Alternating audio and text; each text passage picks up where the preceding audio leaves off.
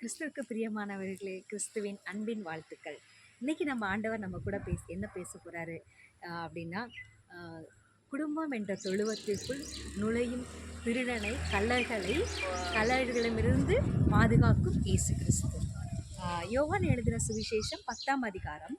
மெய்யாகவே மெய்யாகவே நான் உங்களுக்கு சொல்லுகிறேன், ஆட்டுத் தொழுவத்துக்குள் வாசல் வழியாய் பிரவேசியாமல் வேறு வழியாய் ஏறுகிறவன் கள்ளனும் கொள்ளைக்காரனுமாயிருக்கிறான். வாசல் வழியாய் பிரவேசிக்கிறவனோ ஆடுகளின் மேய்ப்பனாயிருக்கிறான். அதாவது இங்கே தொழுவம் அப்படிங்கிறது என்னன்னா, குடும்பம், சபை, நாம் செய்கிற வேலை, தொழில், இதெல்லாமே ஒரு தொழுவம்.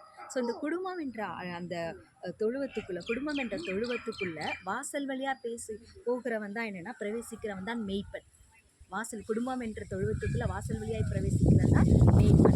அந்த மேய்ப்பன் அப்படின்னா, குடும்பத்துக்கு மேய்ப்பன் யாருன்னா, கணவன், தகப்பன், பிள்ளைகளுக்கு தகப்பன், மனைவிக்கு கணவன்.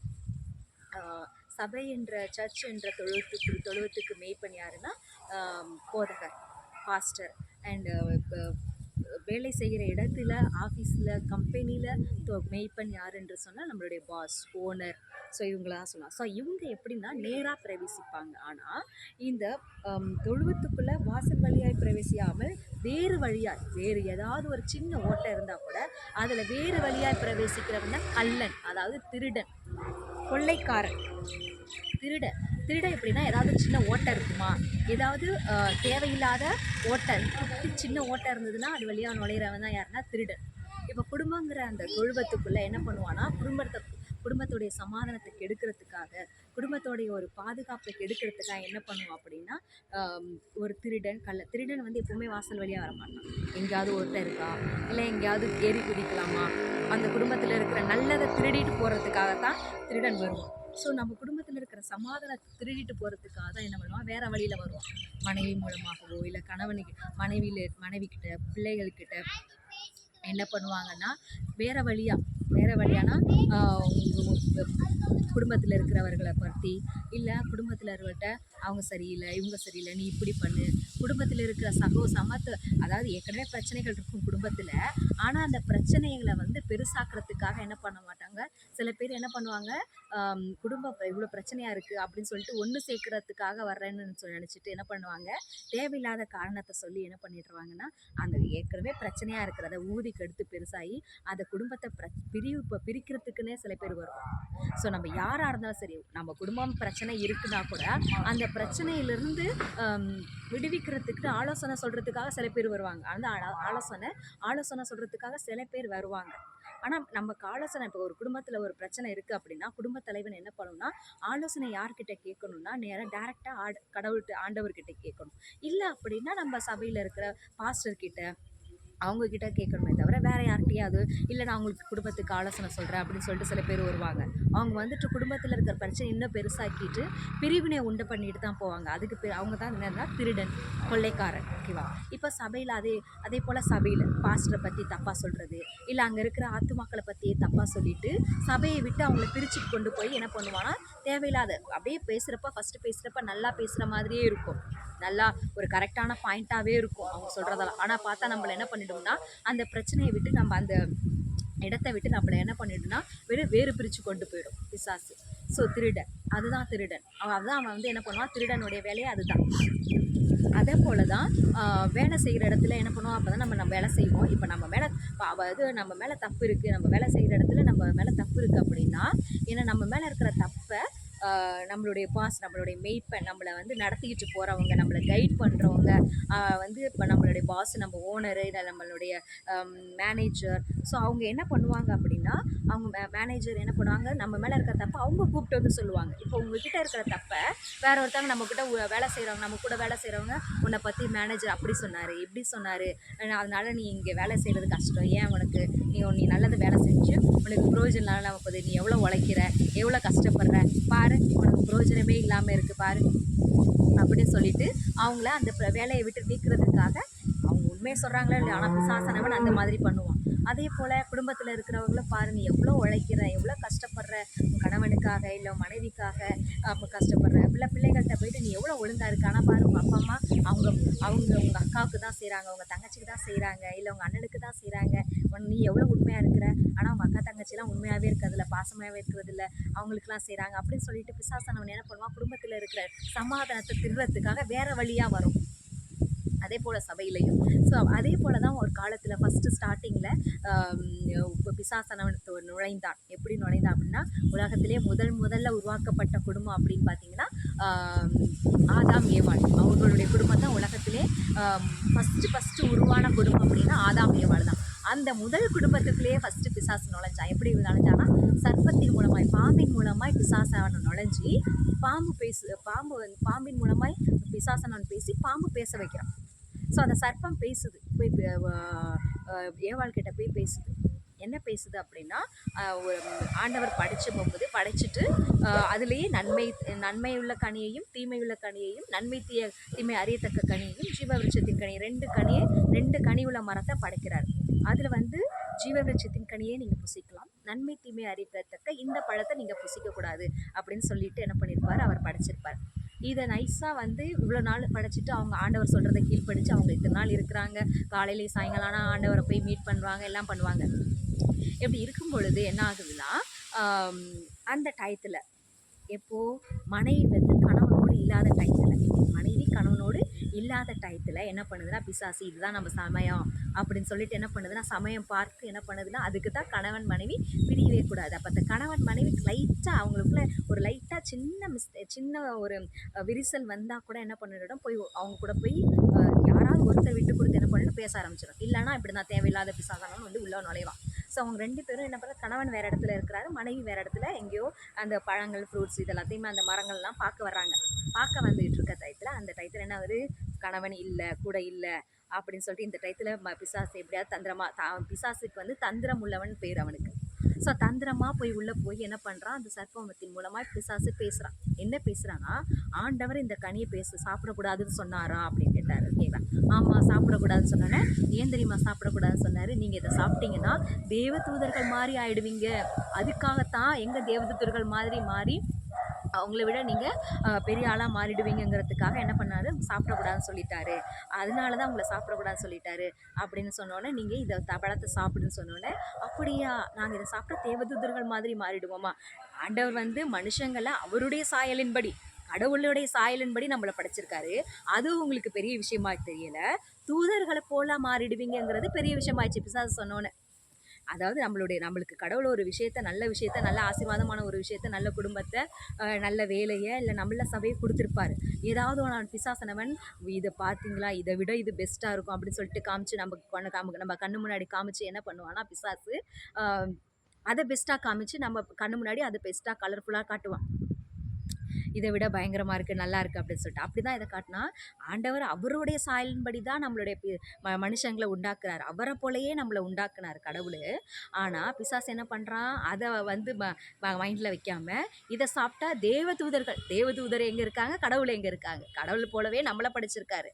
ஆனால் பிசாசு என்ன சொல்கிறான், அதை சொல்லாமல் தேவ தூதர்கள் போலவே நீங்கள் மாறிடுவீங்க அப்படின்னு சொன்னோன்னே என்ன பண்ணிட்டாங்க, அந்த ஏவாள் என்ன பண்ணிட்டாங்க, அந்த பழத்தை எடுத்து சாப்பிட்டாங்க. அப்போது ஸோ இது என்ன அப்படின்னா, இப்போது கூட எதனால இந்த பிரச்சனை, எதனால அவங்க பிசாசு கிட்ட சொல்கிறத கேட்டுட்டாங்க, கணவன் ஆண்டவர் படைச்சு கணவன் மனைவி ஒன்றா இருக்கணும்னு சொல்லிட்டு போகிறாரு. ஆனால் என்ன பண்ணிட்டாரு, அந்த மெய்ப்பனுடைய வேலை என்னன்னா, அந்த ஆட்டு மந்தையை ஒழுங்காக பாதுகாக்கணும். அதுலேயே பாருங்கள், வாசலை காக்கிறவன் அவனுக்கு திறக்கிறான், ஆடுகளும் அவன் சத்தத்துக்கு செவி கொடுக்கிறது, அவன் தன்னுடைய ஆடுகளை பேர் சொல்லி கூப்பிட்டு அவைகளை வெளியே நடத்தி கொண்டு போகிறான். பேர் சொல்லி கூப்பிட்டு அப்படின்னா என்னன்னா, ஒரு குடும்பத்தின் தலைவன் என்ன பண்ணுறான்னா, குடும்பத்தின் தலைவன் யாருன்னா தகப்பன், பிள்ளைகளுக்கு தகப்பன், மனைவிக்கு கணவன். ஸோ அந்த மைப்பன் என்ன பண்ணுறான் அப்படின்னா, பேர் சொல்லி கூப்பிடுறதுன்னா அது ஒரு உரிமை கூப்பிடுது, ஒரு உரிமையாக, ஒரு அன்பாக கூப்பிடுறது, ஒரு அன்பை குறிக்கிறது, உரிமையை குறிக்கிறது. ஸோ எப்போவுமே கணவன், அந்த மேய்ப்பன் என்ன பண்ணணும், கணவன் மனைவி கிட்ட உரிமையாக அன்பாக நடந்துக்கணும். அப்போ பேர் சொல்லி கூப்பிட்டு அதை கரிசனையாக அந்த மனைவியை, அந்த பிள்ளைகளை என்ன பண்ணணும், அவங்க மேலே அன்பு வச்சு அவங்களோட கரிசனையாக இருந்து வெளியே நடத்தி கொண்டு போகிறான்னா, ஸோ அவங்களுக்கு வெளியே நடத்தி கொண்டு போகிறான் அப்படின்னா, அவங்கள அடிமைப்படுத்தி வைக்காமல், அவங்கள உள்ளுக்குள்ளேயே வச்சு கொண்டே இருக்கிறாம வெளியே நடத்தி கொண்டு போகிறான். வெளியில் நடத்தினா இஷ்டத்துக்கு வெளியில் போ அப்படின்னு தெரியறதில்ல. அவங்களுடைய சுதந்திரத்துக்கு மதிப்பு கொடுத்து வேலைக்கு அனுப்புறது, இல்லை வெளியில் எங்கேயாவது விசிட்டிங் கூட்டிகிட்டு போகிறது, பிள்ளைகளை மனைவியை விசிட்டிங் கூட்டிகிட்டு போகிறது அப்படின்னு சொல்லிட்டு வெளியே நடத்தி கொண்டு போயிடான். அவன் தன்னுடைய ஆடுகளை வெளியே விட்ட பண்பு, அவைகளுக்கு முன்பாக நடந்து போயிடான். இதுதான் முக்கியமான விஷயம். வெளியே நடத்தி கொண்டு போகிறான். வீட்டுக்குள்ளேயே வச்சு அடிமைப்படுத்தி நீ வீட்டு வேலை தான் செய்யணும், இதுதான் பண்ணணும், நான் சொல்கிறது தான் கேட்கணும் அப்படின்னு இல்லாமல் வெளியே நடத்திட்டு போனாலும், வெளியே இது பிள்ளைகளை வெளியே அனுப்புகிறதா இருந்தாலும் சரி, மனைவியை வெளியில் அனுப்புகிறதா இருந்தாலும் சரி, வேலைக்கு போகிறா இருந்தாலும் சரி, என்ன பண்ணணும், நீ எங்கே எப்படியோ கெட்டு போன்னு விடாமல் என்ன பண்ணுறான்னா அந்த ஆடுகளை என்ன பண்ணுறான்னா வெளியே விட்ட பண்பு அவைகளுக்கு முன்பாக நடந்து போகிறான். வெளியே விட்டாலும் அவங்களுக்கு ஆக்சுவலாக அதுக்காக ஃபோன் பண்ணி என்ன எங்கே இருக்க சில பேர் சந்தேகத்தில் என்ன பண்ணுறேன் எங்கே இருக்க அப்படின்னு சொல்லி, அது இல்லை, பாசத்தில் அன்பில் சாப்பிட்டீங்களா, என்ன பண்ணுறீங்க, வேலை பார்த்துட்ருக்கேன், என்ன வேலை பார்த்துட்ருக்கேன், ஏதாவது ஆஃபீஸில் எதுவும் பிரச்சனையா, என்ன ஆஃபீஸில் சுமூகமாக போகுதா அப்படின்னு கவனித்து இது கரிசனையாக இருக்கணும், கவனமாக இருக்கணும். பிள்ளைகள் ஸ்கூலுக்கு போகிறாங்களா, ஸ்கூலுக்கு போனதுக்கு அப்புறமா அவங்கக்கிட்ட பிள்ளைகளை சந்தேகப்படுற மாதிரி, பிரச்சனை பண்ணுற மாதிரி, கண்ட்ரோல் பண்ணுற மாதிரி பண்ணாமல் அவங்கள பாசத்தில் இல்லை, காலேஜ் போயாச்சா, ஸ்கூலுக்கு போயாச்சா, என்ன பண்ணுறீங்க, எப்படி என்ன இது ஃப்ரெண்ட்ஸுக்கு கூட இருக்கியா, எங்கே இருக்க, ஃப்ரெண்ட்ஸுக்கு கூட போகிறேன் அப்படின்னு சொன்னால் ஃப்ரெண்ட்ஸுக்கு கூட போயிட்டு வரட்டும் அப்படின்னு சொல்லிட்டு அனுப்பாமல், இப்போ எங்கேம்மா இருக்கீங்க, அங்கே போயிட்டீங்களா, நீங்கள் ஃப்ரெண்ட்ஸுக்கு கூட போக வேண்டிய இடத்துக்கு போயாச்சா, என்ன பண்ணியாச்சா, முடிஞ்சாச்சா அப்படின்னு சொல்லிட்டு என்ன பண்ணணும், அன்பில் கேட்கணும். சில பேர் கண்ட்ரோல் பண்ணி ஏன் என்ன பண்ணுறா அப்படி இப்படின்னு சொல்லிட்டு என்ன பண்ணுவாங்க, அவங்கள காயப்படுத்துகிற மாதிரியான வார்த்தைகளை பேசுவாங்க. அப்படி இல்லை, அவங்கள பாசமாக பேசி வெளியில் அனுப்புனாலும் அவர்கள் என்ன பண்ணுறாங்க, எங்கே இருக்கிறாங்க, எப்படி இருக்கிறாங்க, அவங்களுக்கு தேவையான தேவைகள்லாம் சந்திக்கப்படுகிறதா, இல்லை வேறு ஏதாவது பிரச்சனையில் மாட்டிக்கிறார்களா, இல்லை அவர்களுக்கு தேவையான பணம் இருக்கிறதா அப்படின்னு சொல்லிட்டு என்ன பண்ணணும், முன்னாடி நடந்து போகணும் அவங்களுக்கு முன்னாடி. அதுக்காக எப்போ பார்த்தாலும் அவங்களையே விசாரிச்சுக்கிட்டே இருக்கிறது இல்லை. நம்ம வேலையும் பார்த்துக்கிட்டு அவங்களுக்கு சரி வெளியில் போகிறேன்னாங்களே, அவங்கக்கிட்ட பணம் இருக்கா, காசு இருக்கா, இல்லை தேவையானது இருக்கா, எப்படி போகிறாங்க, பஸ்ஸில் போகிறாங்களா, இல்லை நடந்து போகிறாங்களா, இல்லை எப்படி போகிறாங்க. ஏன்னா சில பேர் வெளியில் போறியா போ அப்படின்னு சொல்லிட்டு எப்படி போகிறேன் என்ன பண்ணுறேனே கண்டுக்க மாட்டாங்க. அவங்க கஷ்டப்படுவாங்க சில டயத்தில். பஸ்ஸில் காசு இருக்காது, வெளியில் போன்னு அனுப்பிவிட்டாரு, காசு இல்லையே, நடந்து போகிறதா பஸ்ஸில் போகிறதான்னு கஷ்டப்பட்டுட்டு இருப்பாங்க.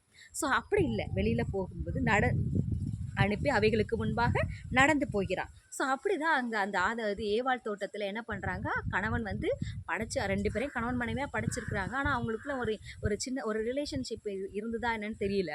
அவங்க வேறு இடத்துல இருக்கிறாங்க, இவர் வேறு இடத்துல இருக்கிறாங்க. 2 பேரும் ஒன்றா இருந்திருந்தாங்க அப்படின்னா என்ன பண்ணியிருந்துருக்கணும், ஒன்றா இருந்திருந்தா என்ன பண்ணியிருக்கோம், பிசாசானவன் உள்ள மாட்டான். சரி, அதே மாதிரிலாம் ஃப்ரீடம் கொடுக்கணும், மனைவிக்கு ஃப்ரீடம் கொடுக்கணும், அவங்க என்ன பண்ணட்டும், அந்த கார்டனை சுற்றி பார்க்கட்டும் அப்படின்னு சொல்லிட்டு விட்டுருந்துருக்கான்.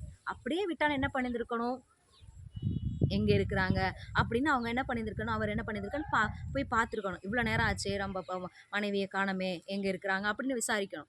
எதுவுமே விசாரிப்பல்ல, சரி போய் பார்த்துட்டு வாமா அப்படின்னு சொல்லிட்டு நம்பிக்கையில் தான் அனுப்புகிறாங்க. அதுக்காக சந்தேகத்தின் பேரில் விசாரிக்கிறது வேற, அன்பில் விசாரிக்கிறது வேற. அவர் வந்து நீ எங்கே இருக்கிறேன்னு விசாரித்து ஏதாவது பண்ணியிருந்தாரு, இல்லை போயிருந்தாரு, கூட போயிருந்தாரு, இவ்வளோ நேரம் ஆச்சு, என்னாச்சுன்னு தெரியலையேன்னு கூட பின்னாடி போயிருந்தாரு அப்படின்னா அவங்க சர்ப்பத்தினால வஞ்சிக்கப்பட்டிருக்க மாட்டாங்க, அந்த பழத்தை சாப்பிட்ருக்க மாட்டாங்க. அந்த பழத்தை சாப்பிட்டு கடைசியில் என்ன பண்ணுறாங்க, கணவனுக்கும் கொண்டாந்து கொடுக்குறாங்க. அந்த கணவனை கொடுத்தோன்னே அந்த கணவன் என்ன பண்ணுறாரு, அந்த மனைவி கொடுத்த பழம் தானே அப்படின்னு சொல்லிட்டு அவங்களும் அதை சாப்பிட்றாங்க. அவர் ஆண்டவர் இது என்ன பழம் ஏது பழம்லாம் விசாரிக்கலை, மனைவி கொடுத்தோன்னே என்ன பண்ணுறாங்க, சாப்பிட்றாங்க. இது வந்து ஆண்டவர் கொடுத்த பழமாச்சே, இது ஏன் சாப்பிட்டா அப்படின்னு விசாரிக்காமல் என்ன பண்ணுறாங்க, அப்படி எடுத்து சாப்பிட்ற. ஸோ அதுதான். அதோட மட்டும் இல்லாமல் மெய்ப்பன் என்னன்னா, நல்ல மெய்ப்பன் எப்படி இருக்கணும், ஒரு குடும்பத்தை நடத்துகிற நல்ல மெய்ப்பன், ஒரு குடும்பத்தை ஒரு சபையை நடத்துகிற நல்ல மெய்ப்பன், ஒரு வேலையை நடத்துகிற நல்ல மெய்ப்பன் எப்படி இருக்கணும், அவங்களுக்காக ஜீவனையே கொடுக்கணும். அதாவது ஜீவனையே கொடுக்கணும் அப்படின்னா அவங்களுடைய ஆசை விருப்பங்கள், சில பேர் இருக்காங்க குடும்பத்துக்காக தங்களுடைய ஆசை விருப்பங்கள்லாம் விருத்துட்டு இருக்காங்க. ஆனால் சில பேர் என்ன பண்ணுறாங்க, என்னுடைய ஆசை நடக்கணும், என்னுடைய விருப்பம் நடக்கணும் அப்படிங்கிறதுக்காக என்ன பண்ணுறாங்க, அந்த குடும்பத்தின் தன்னுடைய கடமையை, தன்னுடைய ரெஸ்பான்சிபிலிட்டியை மறந்து போயிடுறாங்க. மெய்ப்பன் என்பது தன்னை ரெஸ்பான்சிபிலிட்டியை, தன்னுடைய கடமையை சிறந்த செய்கிறவன் தான் வந்து நல்ல மெய்ப்பன். தன்னை ஆடுகளுக்காக ஜீவனையே கொடுக்குறவன் தான் நல்ல மெய்ப்பன். ஆடுகளுக்காக நல்ல ஜீவனை கொடுக்குறவன் தான் நல்ல மெய்ப்பன். ஆடுகளுக்காக ஜீவனை கொடுக்குறது அப்படின்னா ஏன்னா மறித்து போகிறது இல்லை, அவங்களுடைய ஆசை விருப்பங்கள் எல்லாத்தையும் அவங்களுக்காக விட்டு கொடுத்துட்டு என்ன பண்ணணும், குடும்பத்துக்காக ஓடுறது உழைக்கிறது. அது மட்டும் இல்லாமல் சில பேர் நான் குடும்பத்துக்காக உழைக்கிறேன், குடும்பத்துக்கு தானே ஓடுறேன், குடும்பத்துக்காக தானே சம்பாதிக்கிறேன்னு சொல்லிட்டு இவங்க என்ன பண்ணுறாங்கன்னு கூட கண்டுக்க மாட்டாங்க. அவங்க பாட்டுக்கு ஆஃபீஸ் போகிறது, காலையில் எந்திரிக்கிறது, கிளம்புறது, ஆஃபீஸ்க்கு போகிறது, நைட்டு வர்றது, பிள்ளைங்க என்ன பண்ணுறாங்க, எது பண்ணுறாங்க, படிக்கிறாங்களா, என்ன சில பேர் பிள்ளைங்க என்ன படிக்கிறாங்க, எந்த ஸ்டாண்டர்ட் படிக்கிறாங்க, எந்த ஸ்கூலில் படிக்கிறாங்கன்னு கூட தெரியாது. அந்த அளவுக்கு இருப்பாங்க. அதுக்கு பேர் வந்து நல்ல மேய்ப்பன் கிடையாது.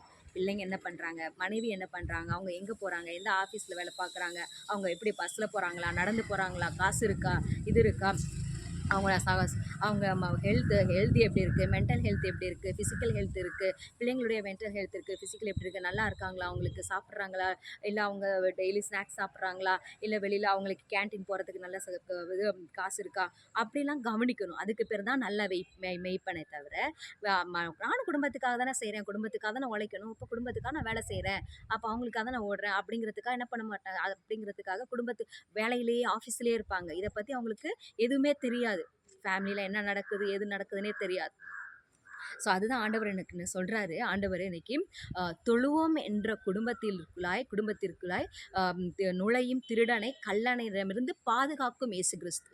இன்னைக்கு ஆண்டவர் தொழுவோம் என்ற குடும்பத்துக்குள்ள, இல்லை சபைக்குள்ள, இல்லை வேலை செய்கிற இடத்துல பிசாசானவன், இல்லை திருடன், இல்லை கள்ளன் வந்து நுழைஞ்சு உங்களுடைய சமாதானத்தை, உங்கள் வேலையை, உங்கள் பாதுகாப்பை இழக்கிறான் அப்படின்னா, ஆண்டவர் இன்னைக்கு அந்த இடத்துல உங்களுக்கு ஒரு பாதுகாப்பை கொடுக்கறதுக்காக, ஒரு குடும்பத்தில் ஒரு பாதுகாப்பு கொடுக்கறதுக்காக இன்னைக்கு ஆண்டவர் வந்திருக்கிறார். ஏதாவது சமாதான குறைச்சலா, இல்லை குடும்பம் பிரிஞ்சு போச்சா, இல்லை யாரோ ஒருத்தவங்க சொன்ன விஷயத்தினால என்ன பண்ணுறது, சில பேரும் அப்போ தான் புதுசாக போய் வேலைக்கு போவாங்க. போன இடத்துல என்ன பண்ணிடுவாங்க, வேற ஒருத்தவங்க இந்த மாதிரி உன்னுடைய ஓனர் வந்து உங்கள் மேலே தப்பு அப்படின்னா ஓனரே கூப்பிட்டு வந்து சொல்லுவாங்க, திட்டுவாங்க. நீ இப்படி உன்னுடைய தப்பு, நீ இந்த வேலை தப்பாக பண்ணியிருக்க அப்படின்னு சொல்லுவாங்க. வேற ஒருத்தவங்களை கூப்பிட்டு சொல்லவே மாட்டாங்க. ஒரு ஓனராக இருந்தாலும் சரி, யாராக இருந்தாலும் சரி, ஒரு ஓனரு, ஒரு நல்ல பாஸ் அப்படின்னா உங்கள் மேலே தப்பு இருக்குன்னா உங்களை கூப்பிட்டு நேரடியாக வந்து உங்ககிட்ட என்ன தப்புங்கிறத நேராக சொல்லுவாங்க. அவங்க தான் நல்ல ஓனர், நல்ல பாஸ். வேற ஒருத்தவங்க மூலமாக சொல்கிறாங்கன்னா கண்டிப்பாக சொல்ல மாட்டாங்க. கண்டிப்பாக எந்த ஓனருமே எந்த பாஸுமே உங்கள் மேலே தப்புக்குன்னா அவங்களே கூப்பிட்டு சொல்லுவாங்க. வேற ஒருத்தவங்க வந்து உங்கள் மேலே இந்த தப்பு இருக்குது, பாஸ் உங்ககிட்ட சொன்னார், என்கிட்ட சொன்னார், இதான் உங்ககிட்ட சொன்னார் தயவு செஞ்சு நம்பாதீங்க.